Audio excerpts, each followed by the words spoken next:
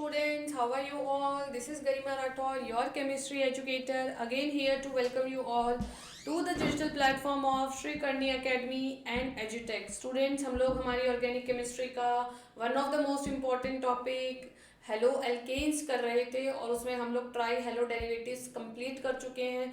बहुत सारी बातें मैंने आपको बता दी है और आप लोगों ने रिवाइज भी करी है, नोट डाउन करी है। आई होप आप लोग अपना पेन रजिस्टर पैड लेके बैठ गए अपने साथ to note down the notes and the reaction. So let us start with a new topic of the same chapter. आज मैं आपके लिए लेके आई हूँ टेट्रा हेलो डेरिवेटिव्स, जिसमें से one of the most important है कार्बन टेट्रा क्लोराइड और टेट्राक्लोरोमीथेन, जिसका फॉर्मूला है CCl4। हम इसे डिस्कस करने वाले हैं आज, टेट्राक्लोरोमीथेन को और कार्बन टेट्राक्लोराइड को। क्लियर? आइए सबसे पहले चेक करते हैं इसके मेथड्स ऑफ प्रिपरेशन, कैसे हम इसे फॉर्म कर सकते हैं, क्योंकि it is also forming one of the most important compounds. तो अगर इसकी ज़्यादा रिक्वायरमेंट होने वाली है तो हम इसे किस तरह से लैब में और इंडस्ट्रियल लेवल पे प्रिपेयर कर सकते हैं। Let us see. It is the most important tetrahalogen derivative of methane. ये हमें पता ही है, बहुत इंपॉर्टेंट है, तभी तो हम लोग उसको डिस्कस कर रहे हैं। मैन्युफैक्चरिंग देख लो किस तरह से इसको मैन्युफैक्चर किया जा सकता है, प्रिपरेशन इसकी की जा सकती है फ्रॉम मीथेन। अगर हम बात करते हैं मीथेन की, so let us see. Chlorination of methane with excess of chlorine at 400 degree Celsius yields impure carbon tetrachloride. Okay, so अगर हम बात करते हैं मीथेन से बनाने की, तो मीथेन से हम इसको फॉर्म कर सकते हैं, बट अगर हम इसको मीथेन से बना रहे हैं so we need to react it with chlorine, और वो भी एक्सेस ऑफ क्लोरीन हमें लेना पड़ेगा, क्योंकि हमें चारों हाइड्रोजन को रिमूव करा के 4 क्लोरीन मीथेन पे ऐड करवाने हैं। सो और टेम्परेचर जो है वो बहुत हाई देना पड़ेगा। Methane used in this process is obtained from natural gas. Natural gas से जो मीथेन ऑब्टेन होती है उसका हम लोग यहाँ पे यूज करते हैं। तो let us see, this is methane. Chlorination हम इसका करवा रहे हैं, एक्सेस में हमें क्लोरीन यहाँ पे लेनी ही पड़ेगी। It is very much clear. और टेम्परेचर जो है वो हमने यहाँ पे लिख लिया 400 डिग्री सेल्सियस। तो क्या बन जाएगा CCl4। ओके, 4 क्लोरीन यहाँ पे और 4 जो है वो HCl के साथ यहाँ से रिमूव हो जाएगी। कॉमन नेम में हम इसे पाइरीन भी कहते हैं। Okay, done everyone, noted down. Most of the एक अच्छी सी रिएक्शन है जहाँ पे हम मीथेन से डायरेक्ट क्लोरीनेशन से CCl4 को प्रिपेयर कर रहे हैं, but it is not pure, it is impure CCl4। Then next method is from carbon disulphide. Carbon disulphide से अगर हम इसको प्रिपेयर करना चाहते हैं तो इट इज़ गुड मेथड, अच्छा मेथड हो सकता है। लेट अस सी किस तरह से प्रिपेयर कर सकते हैं। Chlorine reacts with carbon disulphide in presence of catalyst like iron, iodine, aluminium chloride और एंटीमनी पेंटाक्लोराइड। इस तरह के अगर आपने कैटेलिस्ट लिए हैं तो आप कार्बन डाइसल्फाइड और क्लोरीन की रिएक्शन करवा के CCl4 का प्रिपरेशन करवा सकते हैं। तो let us see, carbon disulphide is CS2, chlorine के साथ मुझे इसकी रिएक्शन करवानी है, और आपको पता है यहाँ से दोनों सल्फर निकलेंगे, 2 क्लोरीन यहाँ जुड़ेंगे, 2 से तो काम चलेगा नहीं, एटलीस्ट मुझे कुछ ज़्यादा यहाँ पे चाहिए ताकि H2Cl2 निकल जाए। सो 4 यहाँ काम आ गए, 2 वहाँ पे 6 चाहिए थे। So this will be H2Cl2। Okay, आप इसका नाम लिखोगे sulphur monochloride. Okay everyone, noted down. So and this is the main product which we have obtained. This is also known as pyrene और CCl4 कार्बन टेट्राक्लोराइड भी हम उसे कह सकते हैं। डन एवरीवन, चलिए बहुत अच्छा मेथड हो सकता है प्रिपरेशन का जो हमने लिख लिया है और आप लोगों ने भी नोट डाउन कर लिया है। Now we are moving forward to the chemical properties. क्या क्या केमिकल प्रॉपर्टीज हो सकती है इसकी, आओ चेक करते हैं। Carbon tetrachloride is less reactive and inert to most organic reagents. Already stable compound है तो ये बहुत ज़्यादा रिएक्शंस तो शो नहीं करता है, बट कौन कौन सी क्या कर लेता है वो हम चेक कर लेते हैं। So the first reaction is reaction with steam. Steam के साथ water which is in the form of vapours, उसके साथ अगर हम इसकी रिएक्शन करवाते हैं तो क्या हो जाता है, ऑक्सीडाइज हो जाती है CCl4। ठीक है, इसलिए हम इस रिएक्शन को क्या कह रहे हैं, ऑक्सीडेशन कह रहे हैं। तो let us see, carbon tetrachloride vapours react with steam above 500 degrees Celsius to form phosgene which is a poisonous gas. So poisonous gas phosgene आपको मैंने बताया हुआ है. हमने ले लिया यहाँ पे water which is present in the form of gas. steam लेनी है ना हमें, और 500 डिग्री सेल्सियस टेम्परेचर पे इट इज फॉर्मिंग COCl2, और जो दो हाइड्रोजन है वो दो क्लोरीन के साथ निकल के बना देते हैं 2HCl. ये बन गई है हमारी gas which is very very poisonous, और इसे हम कहते हैं फॉस्जीन. ओके, बहुत अच्छी रिएक्शन है जब आपने ऑक्सीडेशन करवाया है किसका, CCl4 का. So you are having phosgene gas. एक बार आपने फॉस्जीन गैस का प्रिपरेशन पढ़ा था जब आप CHCl3 यानी क्लोरोफॉर्म का ऑक्सीडेशन करवा रहे थे, बट CCl4 के ऑक्सीडेशन से भी फॉस्जीन बनती है. Now the next property is reduction. किस तरह से रिडक्शन होता है, कौन से किसका फॉर्मेशन होता है, आओ हम लोग चेक कर लेते हैं.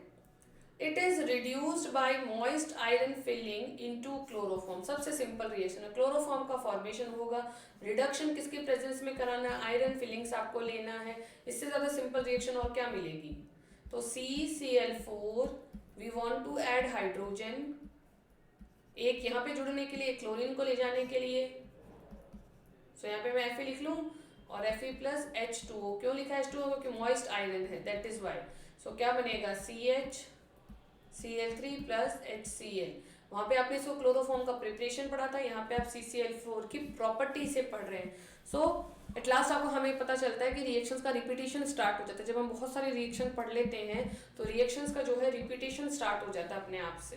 ओके, और फिर नहीं लगता कि हम कुछ बहुत सारी नई नई रिएक्शन पढ़ रहे हैं. धीरे धीरे आपको भी प्रैक्टिस हो जाएगी, आप पहचानने लग जाओगे रिएक्शन देखते, रिएक्टेंट को देखते आपको पता लगने लग जाएगा कि which will be the stable compound formed in the given reaction. तो लेट अस सी. अगला है हाइड्रोलिसिस. क्या मतलब है हाइड्रोलिसिस का, lysis in presence of water. Check करते हैं किस तरह से होता है. On heating with aqueous potassium hydroxide. Aqueous potassium hydroxide आपको लेना है. It forms carbon dioxide which combines with potassium hydroxide to give KCl and potassium carbonate. तो potassium carbonate का यहाँ पे फॉर्मेशन होता है. अच्छे से रिएक्शन है, आओ हम लोग चेक कर लेते हैं. सो CCl4 लिया हमने and we are reacting it with aqueous potassium hydroxide. Clear.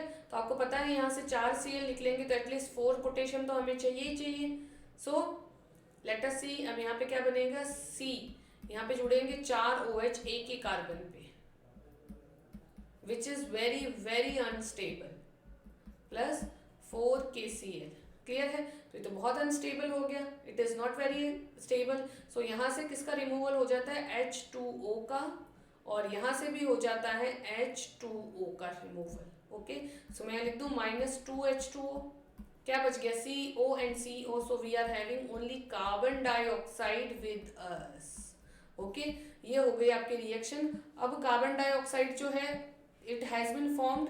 सो अगर आपके पास पोटेशियम हाइड्रोक्साइड और भी बचा है तो it will react with carbon dioxide to form K2CO3 potassium carbonate. Okay, balance कर लो, वाटर का मॉलिक्यूल एक बनेगा साथ में. So this is the reaction जिसे हम कह रहे हैं हाइड्रोलिसिस. CCl4 की KOH से रिएक्शन करवाई, चारों OH एक ही कार्बन पे स्टेबल नहीं है, 2 वाटर मॉलिक्यूल का लॉस हो गया. यहाँ पे CO2 बची. CO2 फिर पोटेशियम से रिएक्शन करके क्या बनाती है, K2CO3 which is potassium carbonate. Inorganic salt का फॉर्मेशन हो गया ऑर्गेनिक कंपाउंड से. Okay everyone, noted down. बहुत अच्छी रिएक्शन है, ध्यान रखनी है आप लोगों को. Let us check some other properties also. reaction with phenol, और हम इसे क्या कहेंगे, राइमर टीमन रिएक्शन. आपने ये रिएक्शन, सिमिलर रिएक्शन राइमर टीमन जो है वहाँ पे पढ़ी थी जब आप क्लोरोफॉर्म पढ़ रहे थे, आपके दिमाग में होनी चाहिए. क्लोरोफॉर्म की रिएक्शन राइमर टीमन में कहाँ करवा रहे थे, क्लोरोफॉर्म से करवा रहे थे. क्या बन रहा था, सैलिसिलैल्डिहाइड. तो सिमिलर सी रिएक्शन है, सिमिलर सा नाम है, सिर्फ रिएक्टेंट ही तो बदला है. So let us C.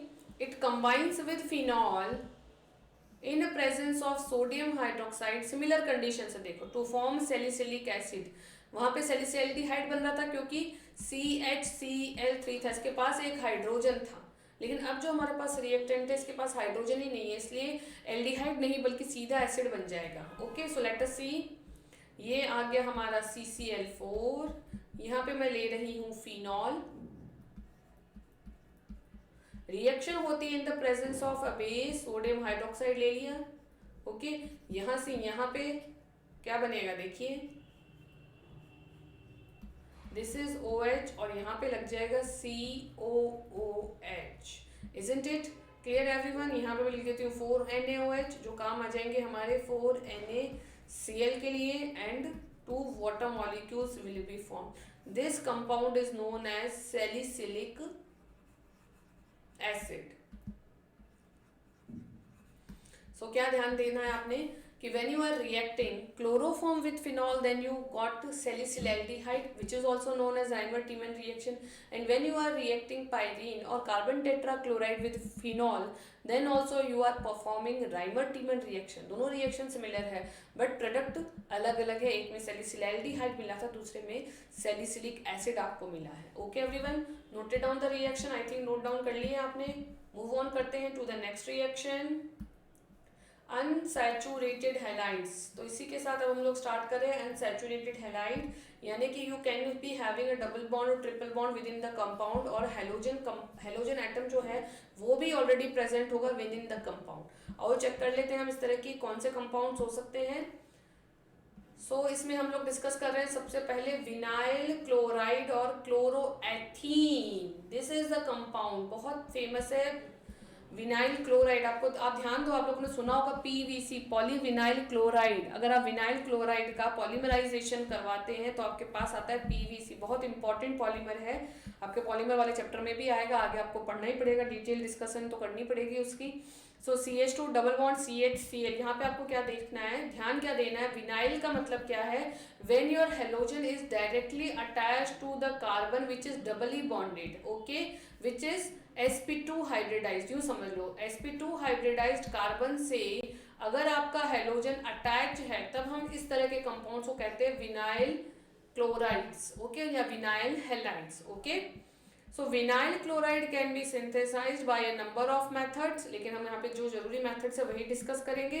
So the first one is from ethylene chloride. Ethylene chloride से हम कैसे प्रिपेयर कर सकते हैं विनाइल क्लोराइड को, देखो, it is easily prepared in the laboratory by the action of dilute alcoholic solution of potassium hydroxide। फिर से आपको बेसिक सॉल्यूशन लेना है on ethylene chloride, okay. Ethylene chloride की रिएक्शन किससे करवानी है, KOH से करवानी है। कितने सिंपल रिएक्शन, आओ हम देख लेते हैं। दिस इज CH2, यहाँ पे भी Cl, यहाँ पे भी Cl, बन गया हमारा ethylene chloride, and we are reacting it with KOH which is alcoholic,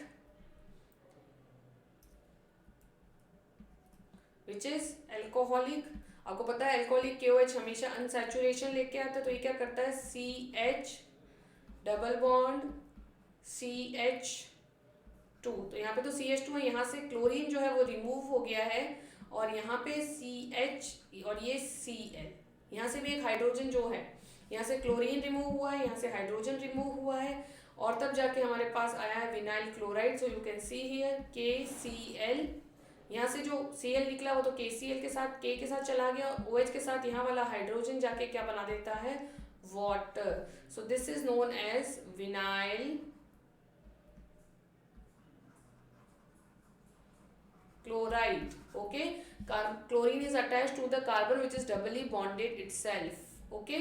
So this is a very good method of preparation of vinyl chloride when you are reacting ethylene chloride with alcoholic KOH. Then everyone noted down the reaction.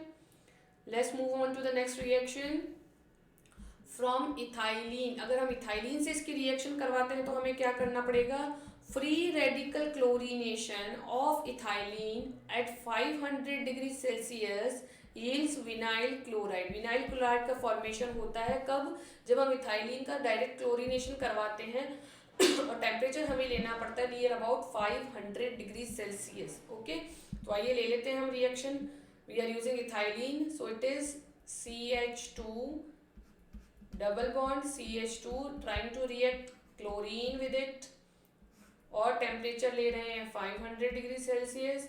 So will be having CH2 double bond CH and Cl, एक H और Cl ये निकल गए यहाँ पे, ये बन गया हमारा विनाइल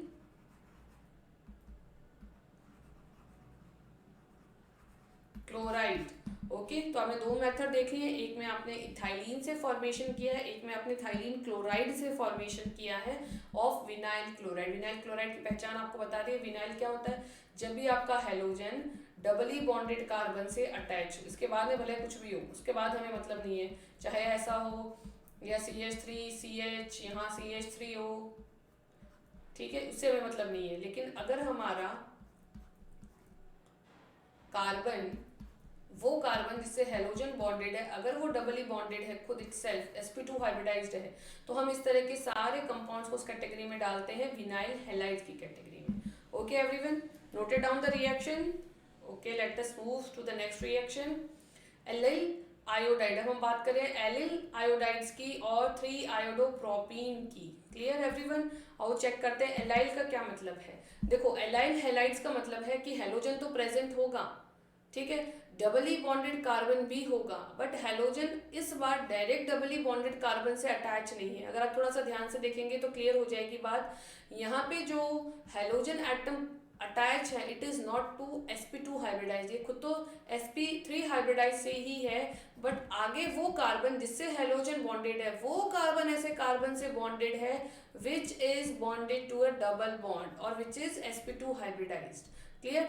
तो ये जो फॉर्मेशन हुई है कि वो कार्बन जिसे हम अल्फा कार्बन कह रहे हैं, it is connected to some carbon which is sp2 hybridise.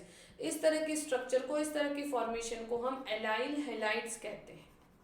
सो आपने देख लिया विनाइल हैलाइड और आपने देख लिया एलाइल हैलाइड। क्या है दोनों का डिफरेंस? क्या है? यहाँ पे sp2 हाइब्रिडाइजेशन होता है अल्फा कार्बन का, यहाँ पे sp3 ही होता है। ये बात ध्यान रखना, कहीं आप एलाइल विनाइल पढ़ के और आपको लगे कि हाँ दोनों sp2 की कैटेगरी में आएंगे, तो ऐसा नहीं है। क्यों? क्योंकि हम बात किसकी कर रहे हैं? अल्फा कार्बन की बात करें, तो ध्यान आपको वहां देना है। डबल बॉन्ड कहीं पे भी उससे हमें मतलब नहीं है। क्लियर है बात? अगर आप कैटेगराइज कर रहे हो एलाइल और विनाइल को, तो आपको अकॉर्डिंगली किसके कैटेगराइज करना है? By the help of alpha carbon. Okay, so let us see how we can obtain this. It is obtained by heating allyl chloride with sodium iodide, okay, in acetone. Allyl chloride required in the reaction is prepared either by chlorination of propene at 500 degrees Celsius or by action of PCl3 or by action of PCl3 on allyl alcohol। तो let us सी, हमें किसकी reaction करवानी है? Propene की। ये रहा हमारा propene, ये लीजिए रिएक्शन। हम या तो इसका डायरेक्ट क्लोरीनेशन करवा दें, लेकिन क्लोरीनेशन करवाएंगे तो हमें टेम्परेचर लेना पड़ेगा 500 डिग्री सेल्सियस। तो हमारे सामने क्या होगा? CH2, ये आ गया Cl यहाँ पे सीधा, then single bond CH, double bond CH2, तो यहाँ से एक हाइड्रोजन एक क्लोरीन के साथ निकल गया। Okay, now this is what? This is allyl chloride. Okay everyone, now we are discussing about some more important halogen derivatives. आपने डबली बॉन्डेड वाले हेलोजन डेरिवेटिव भी देख लिए, सिंगली बॉन्डेड हेलोजन डेरिवेटिव्स भी देख लिए, बहुत सारी मेथड्स, बहुत सारी रिएक्शंस आप देख चुके हो। छोटा सा एक टॉपिक जो है इस चैप्टर का वो अभी रिमेनिंग है, उसको हम लोग डिस्कस कर लेते हैं, क्योंकि वहाँ से भी कई बार क्वेश्चंस आते हैं, ताकि आपको भी ध्यान रहे कि किस तरह के क्वेश्चंस जो हैं वो अटेम्प्ट करने पड़ सकते हैं। सो लेट अस सी सम मोर इम्पॉर्टेंट हेलोजन डेरिवेटिव्स। भाई हमने मोनो वाला पढ़ लिया, हमने डाई पढ़ लिया, हमने ट्राई पढ़ लिया, हमने टेट्रा भी पढ़ लिया, इजंट इट? इसके अलावा हमने विनाइल पढ़ लिया, हमने एलाइल पढ़ लिया। अब कौन सा है जो बच गया? इतने सारे पढ़ने के बाद में भी एक कैटेगरी ऐसी है जो आपके पोर्शन में भी है, आपको इंट्रोड्यूस भी कराई गई है आपके पोर्शन में, और उससे रिलेटेड कंपटीशन लेवल और इवन बोर्ड एग्जाम्स में क्वेश्चंस भी आते हैं। तो आओ हम थोड़ा सा डिस्कस कर लेते हैं उसको भी। Freons. So this class of compounds is known as freons. Now what is the meaning of freon? देखो, the chlorofluoro derivatives of methane are called freons. तो what is freon? ऐसा क्वेश्चन आए, क्या मतलब है freon का? Chlorofluoro derivatives of methane are known as freons. Some of the derivatives are, example आपको ध्यान रखना है, जिन्हें हम CFC भी कहते हैं, समझ लो CFC, ठीक है। क्लोरोफ्लोरोकार्बन, इन्हें क्लोरोफ्लोरोकार्बन भी कहा जा सकता है, तो इनको फ्रियॉन्स भी कहा जा सकता है। कुछ एग्जांपल्स देखिए आप लोग, मैं आपको बताती हूँ। Suppose you are having CH, अच्छा अब इसमें फ्लोरीन भी होना चाहिए और क्लोरीन भी होना चाहिए, then we say it as freon. So what is this? CH, एक हाइड्रोजन, 4 हाइड्रोजन होते हैं देखो CH4 पे, 4 हाइड्रोजन होते, 3 रिप्लेस किए हैं, 2 फ्लोरीन से और 1 क्लोरीन से। Now what is this? अगर इसका आप नाम लिखोगे तो क्या लिखोगे? This is monochloro difluoromethane, isn't it? So monochloro difluoro methane, ये है इसका IUPAC नेम, जिसे हम कह रहे हैं फ्रियॉन। फ्रियॉन मीन्स क्लोरीन भी, फ्लोरीन भी और कार्बन भी। So chlorofluoro derivatives of methane are known as freons. एक और एग्जांपल देख लो। सपोज आपके पास हो CF2Cl2, यानी जितने हाइड्रोजन थे सभी को रिप्लेस कर दिया, इसका नाम क्या लिखोगे? It is डाइफ्लोरो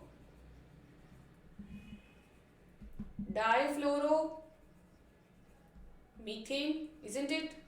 डाइफ्लोरो methane. यहाँ पे मोनोक्लोरो डाइफ्लोरो मीथेन था, क्यों? क्योंकि एक हाइड्रोजन था, यहाँ से हमने एक सारे हाइड्रोजन हटा दिए।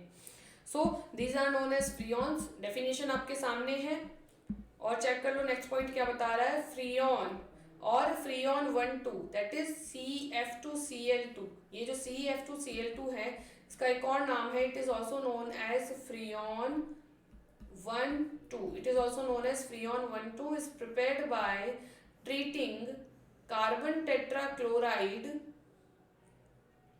with antimony trifluoride। Antimony trifluoride की अगर आप रिएक्शन करवाते हैं CCl4 के साथ in the presence of antimony pentachloride as a catalyst, तो फॉर्मेशन होता है फ्रियॉन 1,2 का। फ्रियॉन 1,2 क्या है? Freon 1,2 it is nothing, it is dichloromethane, उसी को तो हम कह रहे हैं फ्रियॉन 1,2। तो किस तरह से प्रिपेयर करोगे? यू आर हैविंग CCl4, ठीक है, कार्बन टेट्राक्लोराइड है, रिएक्शन किसके साथ करवानी है? एंटीमनी ट्राइफ्लोराइड के साथ। So you are having SbF3, this is antimony trifluoride. Clear? Balance करने के लिए आपको चाहिएगा यहाँ पे 3, यहाँ पे 2, और किसके प्रेजेंस में? Antimony pentachloride, isn't it? तो SbCl5, ये एज ए कैटलिस्ट आपको यूज करना पड़ेगा। Then you will be having 3CCl2F2, यहाँ से फ्लोरीन जो इंट्रोड्यूस हो गया, क्लोरीन जो है वो रिमूव हो गया, and will be having 2SbCl3। Okay, got getting my points? So यहाँ पे जो फ्लोरीन थे वो यहाँ पे इंट्रोड्यूस होंगे, और इसका नाम क्या हो गया? It is freon 1,2। फ्रियॉन 1,2 किसका नाम है? डाइफ्लोरोमीथेन, इसी को हम कहते हैं freon 1,2। Noted down everyone? So freons क्या है? These are another class of compounds जिसमें हेलोजन प्रेजेंट होता है, हेलोजन डेरिवेटिव भी हम इसे कह सकते हैं, बट बेसिकली इसमें क्या होना चाहिए? It should be having chlorine and fluorine with in the same compound, तब हम इसे कहते हैं फ्रियॉन्स। ओके, फ्रियॉन्स जो है generally they are acting as environmental pollutant, बहुत ज़्यादा एनवायरमेंटल पॉल्यूटेंट के जैसे एक्ट कर रहे हैं। ये इनका रोल ऐसा है because they are having active chlorine in them. तो ये क्या करते हैं? हमारी ओजोन लेयर जो है उसके डिप्लीशन के लिए बहुत ज़्यादा रिस्पॉन्सिबल है, as they are having chlorine and fluorine, जिनको हम CFC भी कहते हैं। जो हमारे ज़्यादातर जो रेफ्रिजरेटिंग मटेरियल्स जो होते हैं वहाँ से जो एग्जॉस्ट होके बाहर निकलते, दे ऑल आर CFC। हमारा रेफ्रिजरेटर है, हमारा एयर कंडीशनर है, हमारे जो डीप फ्रीजर्स हैं, उन सब से फ्रियॉन्स का जो एग्जॉस्ट होता है वो बहुत ज़्यादा होता है। और वो जो फिर वो इनका सबसे बड़ी बात ये है कि फ्रियॉन्स जो होते हैं वो बहुत स्टेबल होते हैं, and they remain in the environment for a longer time. Okay, और अगर उस लॉन्गर टाइम में जब तक ये परसिस्ट करते हैं in the environment, in the atmosphere, अगर इनकी रिएक्शन ओजोन से हो गई, सो दे गिव एक्टिव क्लोरीन, और वो जो एक्टिव क्लोरीन है it is very much active and it is very much responsible for the depletion of ozone. अब आप लोगों को बहुत अच्छे से पता है, आप लोग अच्छे से जानते हैं कि ओजोन लेयर जो है वो हमारे किस काम की है, किस तरह से इसका यूज़ है, isn't it? आप लोगों को बहुत अच्छे से पता है कि ozone layer is very much helpful in absorbing all the UV light, all the radiations for sun which are very much harmful for us। तो हमें किसी तरह का हार्म ना हो, इसलिए ozone is itself in consuming, absorbing all the UV rays, but अगर हम लोग खुद इस तरह का मटेरियल्स प्रोड्यूस कर रहे हैं in the environment which are depleting ozone itself, तो इस तरह से हम लोग क्या कर रहे हैं, हम हमारे एक्सिस्टेंस को, हमारे अस्तित्व को ही डिप्लीट कर रहे हैं, because we all are aware what is the importance of ozone and what can be done to it by the exhaust of freons while using different technological methods. तो अगर इस तरह की प्रॉब्लम हम लोग खुद हमारे साथ कर रहे हैं तो फिर कौन रिस्पॉन्सिबल है एनवायरमेंटल पॉल्यूशन के लिए. सो इसलिए थोड़ा सा ये टॉपिक था फ्रीऑन्स का जो आपके साथ डिस्कस करना ज़रूरी था, as they are polluting. They are तो क्या पॉल्यूटिंग, हम लोग खुद ही पॉल्यूट कर रहे हैं हमारे एनवायरनमेंट को, बिकॉज वी आर प्रिपेयरिंग. ये अपने आप से प्रिपेयर नहीं होते, फ्रीऑन्स हम प्रिपेयर कर रहे हैं. एक बार प्रिपेयर होने के बाद दे persist in the atmosphere for a longer time, और रिएक्शन अगर होगी ओजोन से तो लॉन्ग चेन रिएक्शन चलती रहती है, और एक क्लोरीन मॉलिक्यूल जो है, क्लोरीन एटम जो है, it can even damage to near about 1 to 2 lakhs molecules of ozone. और ओजोन अगर एक बार टूट गई तो उससे फिर से ऑक्सीजन अगर बन गई तो उससे फिर से ओजोन बनना is not possible. Okay everyone, so that's it for today. मैंने आपको हमारा जो चैप्टर है हेलोजन डेरिवेटिव्स का वो कंप्लीट हो गया है, उसमें कुछ भी नहीं बचा है. आपको अलग अलग तरह के जितने भी हेलोजन डेरिवेटिव्स पॉसिबल हैं वो सब तरह के मैंने आपको बता दिए हैं. इसके बाद हम लोग मिलेंगे आपके साथ इन द नई क्लास, न्यू क्लास में, फिर सम न्यू टॉपिक्स. नया चैप्टर हम लोग स्टार्ट करेंगे ऑर्गेनिक केमिस्ट्री का. आपका वही काम है जो मैं हमेशा कहती हूँ, you have to revise yourself, you have to keep update yourself, you have to write all the reactions, all the examples which I have told you, I have taught you. revision अपना चालू रखना है. मिलते हैं next class में with some new and important topics. Till then, bye bye, keep watching, keep practicing. Thanks for watching.